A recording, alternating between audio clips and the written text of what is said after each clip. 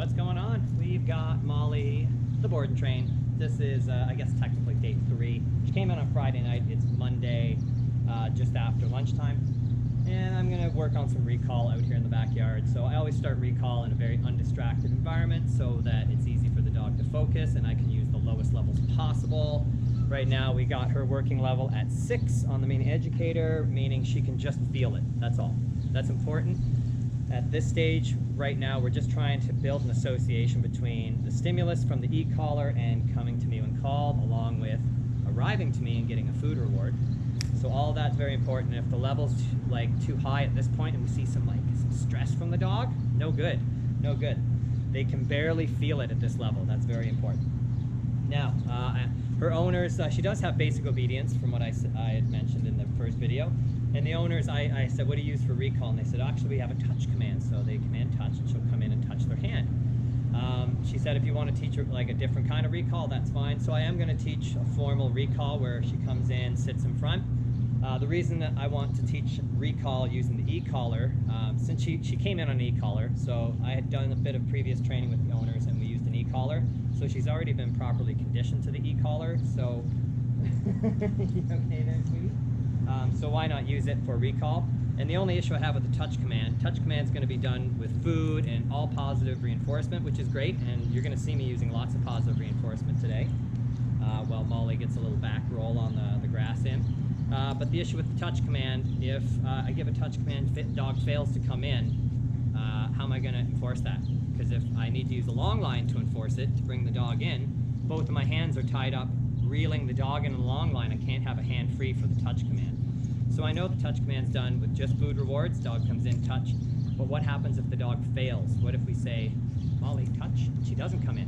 What are we going to do? So the only way to get a proper recall using an e-collar for me is I need to use a long line so that once she feels that sensation, I can bring her in on the long line to enforce the command each time so it's consistent. If a dog's on a long line and they're attached to one end and I've got the other end, recall, 100%, it can't fail. The dog is connected to me. They're going to come each time when called. Okay, so let's get to work. Let me unravel Molly here and then we'll get to work on some recall. Nice. All right. Wrap yourself up. Okay.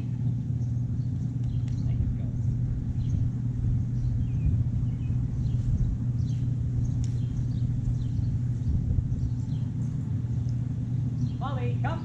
Yes. Good girl. Good.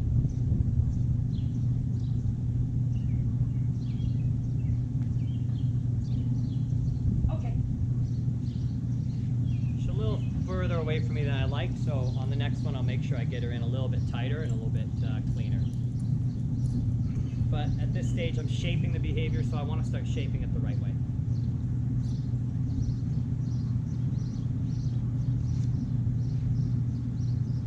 Molly, come. Yes, good girl.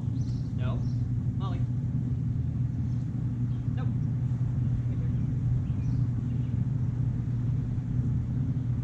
Good girl. Good. Okay. Good girl. So far so good. She's coming in, she sits and waits for the release command. She's just a little sloppy coming in right now, but like I said, that's the whole point, is right now while I'm basically conditioning and starting and shaping the recall, I want to shape it the proper way, and it doesn't matter if she's crooked a little bit, no, it doesn't matter, but aesthetically, as a trainer, I want it to look nice and clean. I want her to come in nice and straight in front of me. And you'll see, I'm pairing e-collar. I'll try and do it this way so you can see my timing here, okay? Molly, come. Yes. Good girl. Come. Right here. Straight. Good.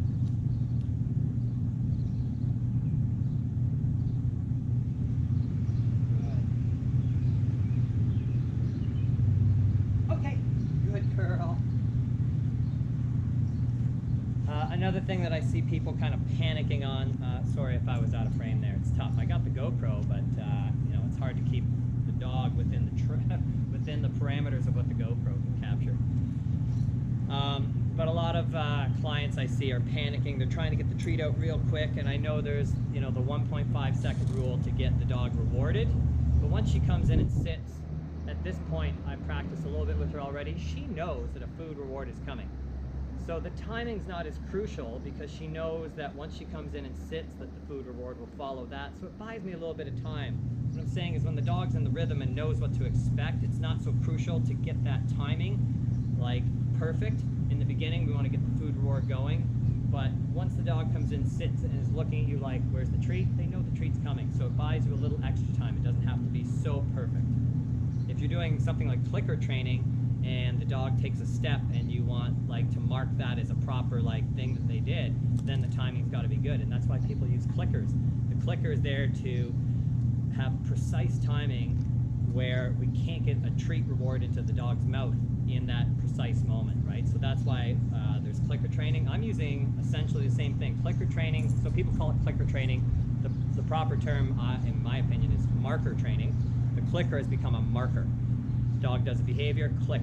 Click denotes the right maneuver, the right move by the dog. Okay, I'm using a marker word, yes. So you'll hear when I call her and she turns to face me, I give her a verbal marker, okay? It's the same concept, I'm just doing it verbally.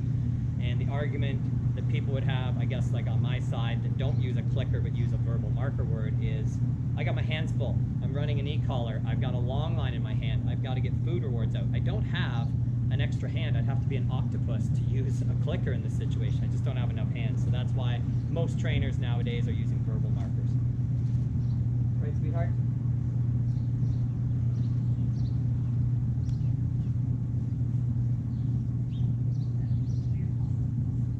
And you'll also notice I'm trying my best to keep the long line up a little higher so that it doesn't get under her.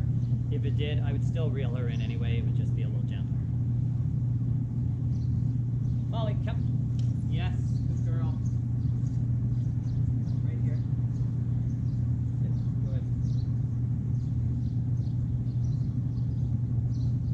Girl. Okay. So she gave a little head shake there, which means that my 6 now is a little too high. So I'm going to bring it down to 5. Because even that head shake is a bit too much for me. That means there's a little bit of discomfort on the e-collar, and I don't want that, so I'm bringing it down another level.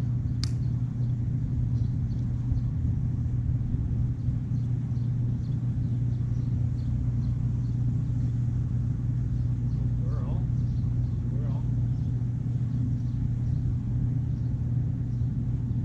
Okay. I think you're in a sit. That.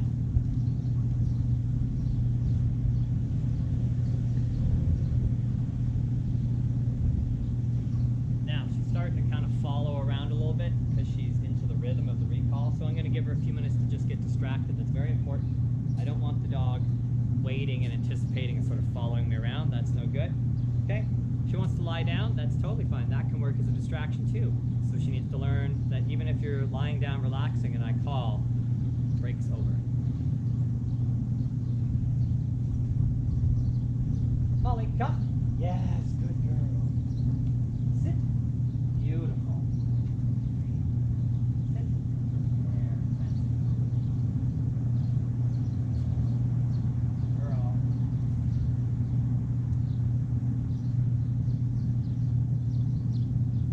Okay.